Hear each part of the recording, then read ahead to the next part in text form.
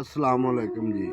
ਸਾਰੇ ਮੁਸਲਮਾਨ ਭਾਈਆਂ ਨੂੰ ਅੱਜ ਤੀਸਰਾ ਰੋਜ਼ਾ ਮੁਬਾਰਕ ਹੋਵੇ ਤੇ ਮੇਰੀ ਮਹਿਕਮਾ ਬਾਬਡਾ ਔਰ ਸੂਈ ਗੈਸ ਦੇ ਮਹਿਕਮੇ ਅੱਗੇ ਇਹ ਅਪੀਲ ਹੈ ਕਿ ਸਹਿਰੀ ਟਾਈਮ ਔਰ ਅਫਤਾਰੀ ਟਾਈਮ ਅਕਸਰ ਇਹ ਰੂਟੀਨ ਬਣੀ ਖਲੀ ਹੈ ਕਿ ਬਿਜਲੀ ਚਲੀ ਜਾਂਦੀ ਹੈ ਜਾਂ ਸਹਿਰੀ ਵੇਲੇ ਜਾਂ ਅਫਤਾਰੀ ਵੇਲੇ ਗੈਸ ਦੀ ਵੀ ਲੋਡ ਸ਼ੈਡਿੰਗ ਹੁੰਦੀ ਹੈ ਤੇ ਬੜੇ ਲੋਕ ਮੁਸ਼ਕਲ ਦੇ ਨਾਲ ਰੋਜ਼ਾ ਰੱਖਦੇ ਨੇ ਪਰ ਉਹ ਲੋਕ ਬੜੇ ਪਰੇਸ਼ਾਨ ਹੁੰਦੇ ਨੇ।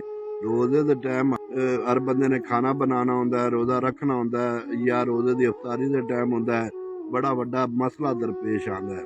तो लिहाजा मेरी रिक्वेस्ट है कि ये दो टाइमां दे विच नवे मुसलमान भाई जे मुसलमानां दा काम करिए। जिहड़ा वक्त होंदा है ना नमाज दा ओले लोगों ने वजू करना होंदा है, किसी ने नहाना धोना होंदा है या 100 मामलात होंदे ने ਤੇ ਉਹਨਾਂ ਟਾਈਮ ਤੇ ਬੱਤੀ ਚਲੀ ਜਾਂਦੀ ਹੈ। ਪਿੰਡਾਂ ਥਾਵਾਂ ਤੇ ਰੂਟੀਨ ਆਮ ਚੱਲਦੀ ਪਈ ਤੇ ਮੇਰੀ ਲੈਸਕੋ ਦੇ ਐਕਸ਼ਨ ਸਾਹਿਬ ਅੱਗੇ ਔਰ ਗੈਸ ਵਾਲਿਆਂ ਦੇ ਅੱਗੇ ਗੁਜ਼ਾਰਿਸ਼ ਹੈ ਕਿ ਮਿਹਰਬਾਨੀ ਕਰਕੇ ਤੁਸੀਂ ਵੀ ਸਵਾਬ ਕਮਾਓ ਬਜਾਏ ਕਿ ਉਸ ਟਾਈਮ ਤੁਸੀਂ ਬਿਜਲੀ ਲੈ ਜੋ ਲੋਕ ਤੁਹਾਨੂੰ ਗਲਤ ਲਫ਼ਜ਼ਾਂ ਨਾਲ ਯਾਦ ਕਰਨ। ਤੇ ਰਮਜ਼ਾਨ ਦਾ ਮਹੀਨਾ ਹੈ ਤੇ ਇਸ ਮਹੀਨੇ ਦੇ ਵਿੱਚ ਮਿਹਰਬਾਨੀ ਕਰਕੇ ਇਹਨਾਂ ਗੈਸ ਦੀ ਲੋਡ ਸ਼ੈਡਿੰਗ ਤੇ ਬੱਤੀ ਦੀ ਲੋਡ ਸ਼ੈਡਿੰਗ ਤੋਂ ਗੁਰੇਜ਼ ਕੀਤੀ।